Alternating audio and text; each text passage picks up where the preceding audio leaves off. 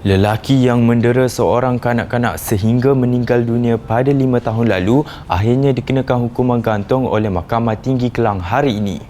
Hakim Nurliza Othman menjatuhkan hukuman tersebut terhadap tertuduh S. Davanda Kumar, 32 tahun yang didapati bersalah selepas pihak pendakwaan berjaya membuktikan keraguan munasabah di akhir pembelaan. Beliau dalam perhakimannya berkata pembelaan tertuduh didapati hanya bersifat penafian kosong semata-mata. Katanya anak kecil tersebut dipukul dengan kejam oleh tertuduh dengan menggunakan batang paip, kayu, tali pinggang dan penyangkut baju.